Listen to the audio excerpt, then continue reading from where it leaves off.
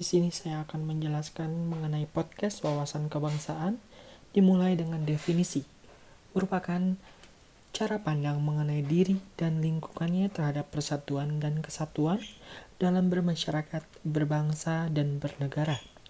Dimulai dengan sejarahnya wawasan kebangsaan pada Budi Utomo pada tahun 1908, mahasiswa Stovia atau dokter Jawa menggagas sebuah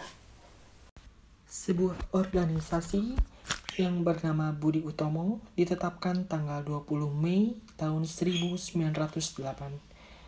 Gagasan ini dimulai dengan adanya perkumpulan mahasiswa dokter Jawa atau Stovia, di mana pada saat itu Dr. Sutomo menyampaikan gagasan Wahidin Soedirohusodo mengenai pentingnya sebuah organisasi yang memajukan pendidikan dan kebudayaan di Hindia Belanda. Beberapa mahasiswa yang hadir saat itu adalah Gunawan Mangunkusumo, Suraji, dan Suarno. Tanpa mereka sadari, rapat kecil tersebut sesungguhnya menjadi awal titik dimulainya pergerakan nasional Indonesia Merdeka. Pada Juni 1908, koran Batavia's Nieuwsblad mengumumkan untuk pertama kalinya berdirinya Budi Utomo.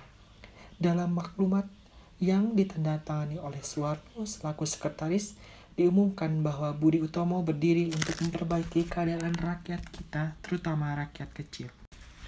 Penolakan ini memperlihatkan bahwa ada suatu rasa kesamaan asal di antara mahasiswa bahwa mereka adalah saudara sebangsa. Karena perkumpulan yang dibentuk hendaknya tidak hanya beranggotakan dari orang Jawa saja, tetapi semua suku di Hindia Belanda.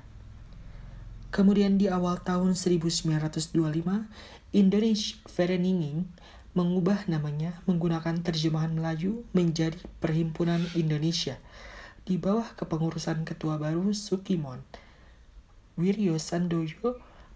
Diputuskan bahwa tujuan kemerdekaan Indonesia yang berusaha dicapai lewat strategi solidaritas, swadaya, dan non-koperasi tidak hanya perlu memperhatikan aspek kesatuan nasional, tetapi juga kesetiakawanan internasional. Dalam program kepengurusan tersebut disebutkan bahwa untuk mencapai tujuan dari PI, maka propaganda asas PI harus lebih intensif di Indonesia.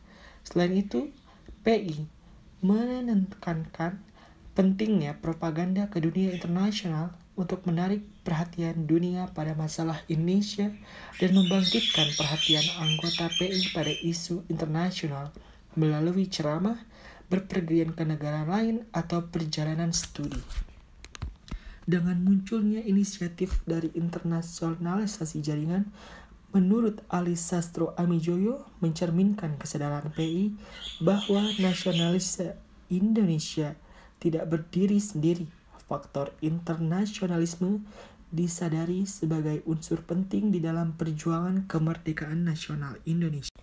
Kemudian dilanjutkan dengan Kongres Pemuda I yang dilaksanakan pada tanggal 2 Mei 1926 di Gedung Kimia Farma, Jalan Budi Utomo, Jakarta Pusat. Kesatuan Republik Indonesia dari Sabang sampai Merauke.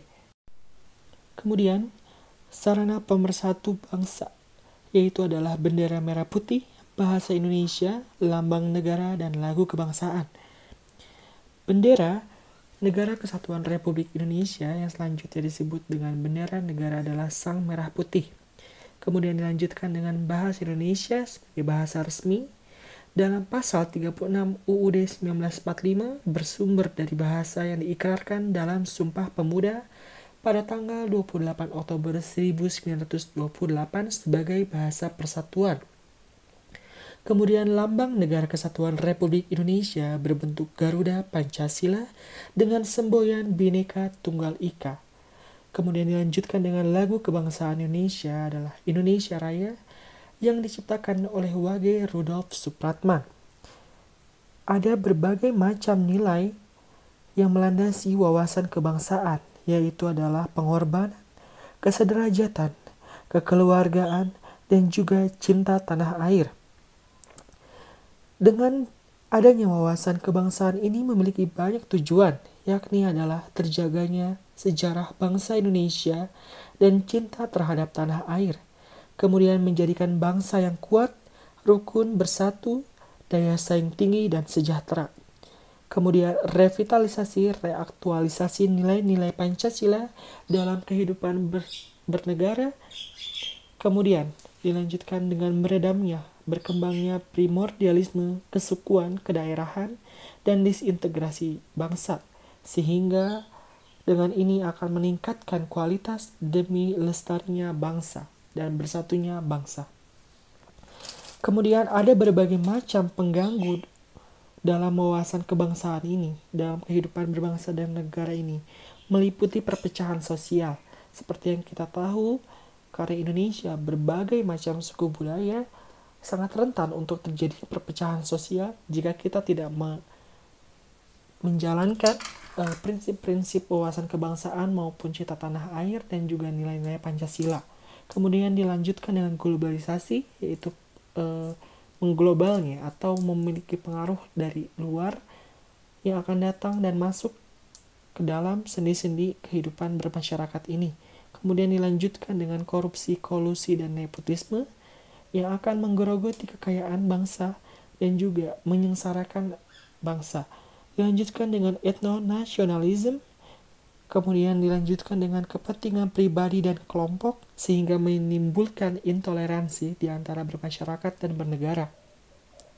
Nah, ada beberapa implementasi bela negara kita sebagai seorang ASN. Yang pertama adalah melakukan pengabdian yang tulus untuk negara, kemudian melakukan tugas secara profesional. Dilanjutkan dengan mendorong kesetaraan dalam pekerjaan, memegang teguh ideologi Pancasila dalam kehidupan bernegara, kemudian dilanjutkan dengan melakukan pelayanan kepada publik secara jujur, tanggap, dan cepat. Nah, sistem penyelenggaraan Negara Kesatuan Republik Indonesia atau dengan SANKRI merupakan sistem penyelenggaraan kehidupan berbangsa dan bernegara dalam aspeknya memanfaatkan dan mendayagunakan segala kemampuan keseluruhan aparatur negara beserta seluruh rakyat di seluruh wilayah NKRI. Untuk itu, kita sebagai ASN wajib menjadi pelayan publik yang jujur, tanggap, dan cepat. Ya. Sekian podcast dari saya. Assalamualaikum warahmatullahi wabarakatuh.